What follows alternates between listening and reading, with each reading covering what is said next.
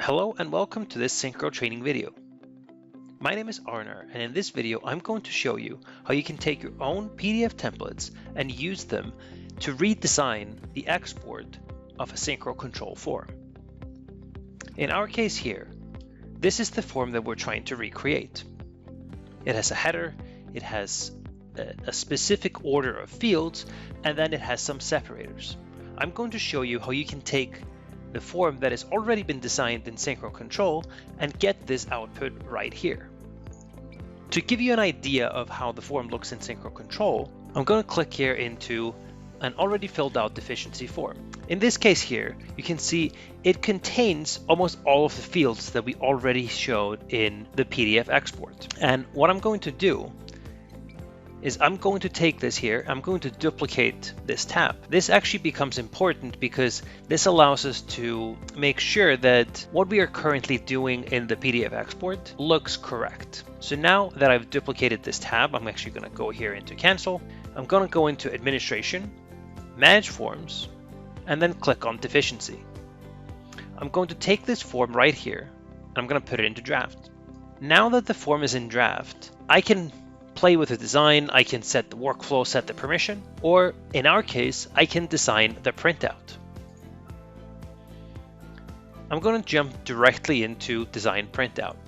By default, it has selected the standard layout.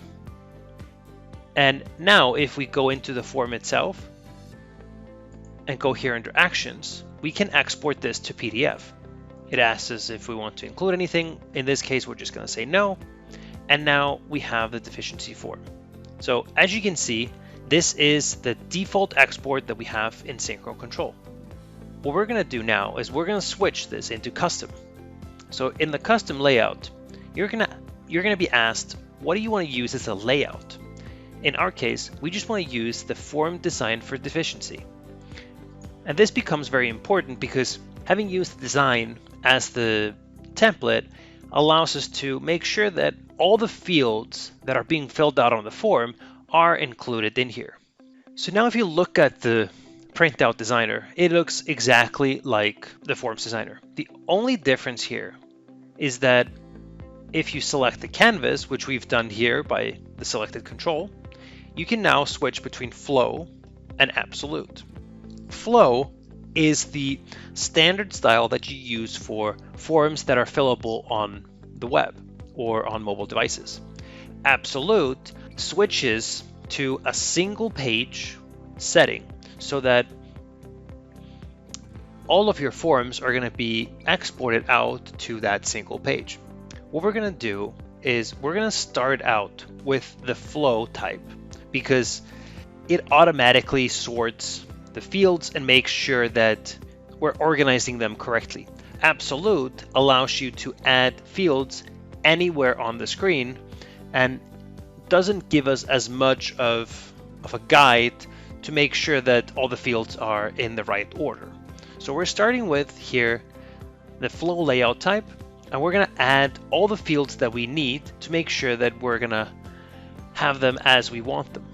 And then we'll start the real design. So if you look back into the PDF itself, this is what we're trying to do. In this case, what we're going to need to do is we're going to need to add headers here, both the Bentley logo, the mailing address, the title of the form. We're going to have to add some separators here between some of the sections, and we're going to have to rearrange the fields. There's also a couple of fields that are not included in the original design when you're filling it out on the web, and we're going to include those here as well. So let's just start. First, I'm going to put here an image.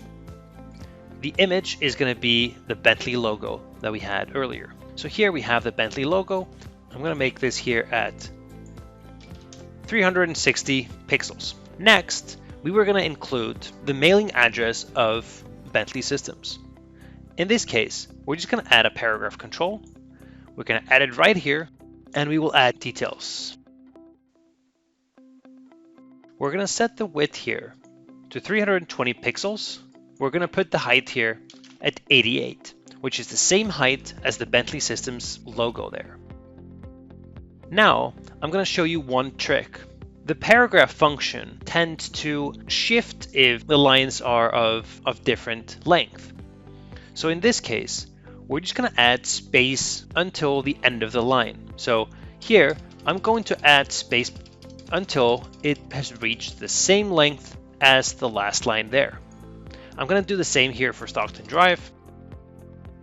And now we have added all the spacing that we needed. Now I'm going to add the fields in the first section. So in this case here, you can see here deficiency number, project name, and project number, as well as the title here at the top. The title here at the top is going to be here a label. And here, what you can do is you can select styles. This allows us to set the details of multiple fields at once. And I'm going to switch the width here to be 100%.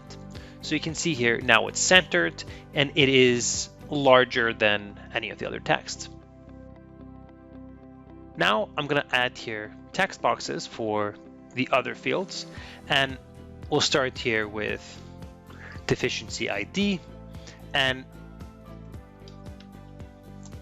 this here, the ID number binding, will actually show you the ID of the form that is being exported. I'm going to put the label here on the left. Next, we will add the project name. Currently, the Forms Output Designer does not support pulling information such as the project name or the project number. So in this case, we're just going to type it here in. We'll select the text box and we'll type that in as a display text. This will ensure that any form here is going to have this specific text. We'll do the same here with the project number. Now that we've added the title and the first section, what we'll do next is we'll rearrange the fields as they are shown on the PDF export. So here we have different sections, and we'll just rearrange the form in this order. Now that we've rearranged the fields, we might have to change some of the titles. In this case here, we're going to change inspector to created by. We're also going to change the labels to be on the left side. So in this case here, we're just going to change this to created by. And we'll do the same thing with the other components. We'll move the label to the left and we'll update the text as appropriate to match what is in the PDF itself. Priority was actually not included in the exported PDF, so we're going to remove that. And keep in mind, this only removes it from the exported form. It does not remove it from the form that is already in Synchro control. So you can continue filling out certain information and report on that within Synchro control, but it does not affect your exports. Now that we've added all the fields that we want into the form itself, we can start adding the separators. The easiest way to add a separator in here is to use paragraph. And what we'll do is we'll just drag here a paragraph. We'll put it here exactly at the position that we want it to be. We're going to keep it empty, and we're going to put the width at 100%. We're going to put the height at 1 pixel. We'll just use a bottom border. So if you look at the edit, what we've done here is we've created a style that includes a border here at the bottom. The border is 1 pixel and the border is black. That's all we need to do at this stage. So now we have arranged the form exactly as we want it, but it certainly doesn't look exactly as we want it to look. So let's take actually a look at the PDF and how it's exported. Now, using our trick from before, if you don't refresh this page, you will always be able to go in here and just export the PDF. So this allows you to get the newest PDF design. So now you can see it's starting to take some shape. It has the right information, it's in the right order, but it's not exactly as we want it to look. So now we just need to really start setting it up. This is where the layout type for the canvas comes into play. Now I'm going to change this to absolute. And you can see that immediately it gets wider. The one thing though that we need to be careful of here is that if you scroll down, you can see that anything below description doesn't show up anymore. That is because the size of the form is bigger than a single page. So what we'll have to do is we're going to have to switch back into the layout type flow. We're going to change the height to 3,500 pixels so that we can include all of the information. And now we'll start arranging things back into the lines that they're supposed to be in. At this stage, to ensure consistency, it's best to adjust the width of each field with pixels rather than percentages. The control itself is going to be 420 pixels. And off that, the label is going to be here, 168 pixels. These are numbers that you should keep in mind because it becomes very important for you to make sure that the pixels are the same so that you can keep a straight line all the way to the bottom. We'll do the same here, but in our case, this is 1086 pixels, but still the label is going to be 168. So now we've started to form a nice layout here. And we'll do the same for the rest of the fields. In this case here, we have checkboxes. And we actually have checkboxes that are, there's one checkbox with a label and one without a label. So what we'll do here is we'll remove the label from this. It often becomes problematic to work with the labels because they do tend to shift a little bit. So in some cases, it actually becomes easier to just include labels that are not attached to the field itself. Continuing as before, we're just going to go through these and changing the size and the width of the fields and of the labels. We'll go through that with the subject, the type, location, description, and the inspection types. So that is going to be very similar to what we've done here before. As you can see here, when you switch back into absolute mode, the size of the fields means that some of the fields at the bottom will disappear. What we'll do here is change the layout type back into flow. We'll make these here a little bit smaller, both the description field and the grid itself. So the grid is now going to be of size just 100. So we can see that we almost get all the fields here. And what we'll do is we'll again just change here the width. So we'll set all of this up again.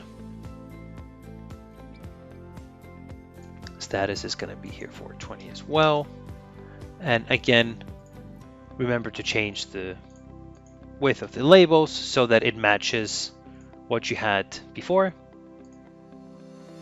So now we've managed to get all the fields here into the page. And next, what we'll do is we're going to change the styling of any of the fields that are going to be filled out so that they include the underline that you can see in the PDF itself. So if you look back into the PDF, every one of these fields is going to have here an underline. So if we just go back to the top, we'll select the text box, and it's very important that you select the text box only and not the control itself. And in this case, we have a style that is called underline. And if we look at here, we can see that it just has here a bottom border. So similar to what we had with the paragraph. I'm just going to go ahead. I'm going to save this. So now we have this on the text box. And we're going to do the same for all of the other fields that we want.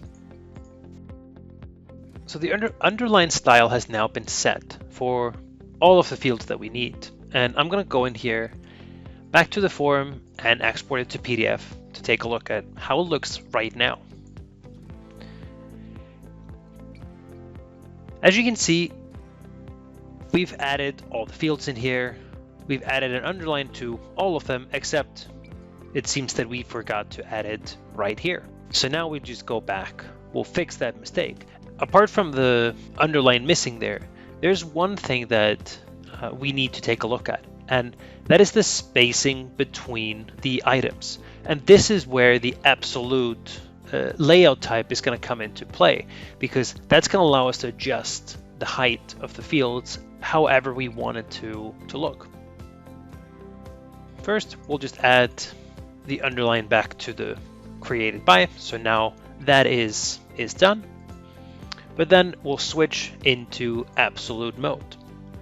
And what we'll do here is we'll select the controls, we'll go into styles, and we'll change the height here to 25 pixels. We don't really recommend going anything smaller than that because the text might get cut off. Now, as you can see, I've made all the fields smaller, but there's still quite a bit of spacing between them. So now what we'll have to do is we'll just have to go and drag the fields up and make them fit more easily next to each other. So now we've shifted the fields here in the first two sections, and we can take a look at how this is going to look. And you can see that for the most part this looks good. We still have some problems here with the separators, so you can see that there are fields that are on top of them, and we need to arrange that just a little bit. And again, the importance of being able to do this early and often is critical, because this allows you to adjust your PDF design as you're going through it. In the case where the line was being interrupted, then you can see that here the paragraph was actually being overlaid over the underline, so we just need to move it a little bit further down so that it hits before it cuts off the underline of the field above it. So that's one thing that we need to be careful of as well. And how does our form look? All the fields look pretty good. The one thing that we haven't done here is we need to move this to the far right. And now let's take a look and see how our form looks. So now we've created the form here, and as you can see, the form looks fairly close to what we had before. There are little minor fixes like the photos here, but other than that, it looks quite nice. So we'll just do some final touch-ups, and then we'll have the form exactly as we want it. So what we did here was we created a style for right aligning this here. So now that looks nice. We moved a little bit so that all of the lines would start at the same place so that we would have alignment all the way down. We also selected all of these three here, right-clicked, and clicked on distribute horizontally, because that allows us to have even spacing between them. And then we moved these so that, again, they would be aligned correctly. So now our form is ready. And if we'll take a look at that here, you can see that the photos they look nice. The header here looks correct. All of the fields are being captured, and all of the information is automatically exported now into the form. So now we've set up the printout. It looks correct, and it is very close to the printout that we wanted to have in the beginning. One thing to note here is that it will give you a lot of warnings here or information messages, and while you are in absolute mode, you can for the most part ignore them. The last thing that we will do here is compare the PDF that we just designed to the PDF that we originally had. Now that we compare the two, the PDF that you started out with and then the PDF that you got out of Synchro Control, you can see that it is very close to being exactly what you wanted. So now with the new PDF designer, you can get your PDF as it's been designed by your organization. I do hope that this video was helpful to you, and if you have any feedback on how the PDF designer works, please let us know and we'll take that into consideration for future enhancements.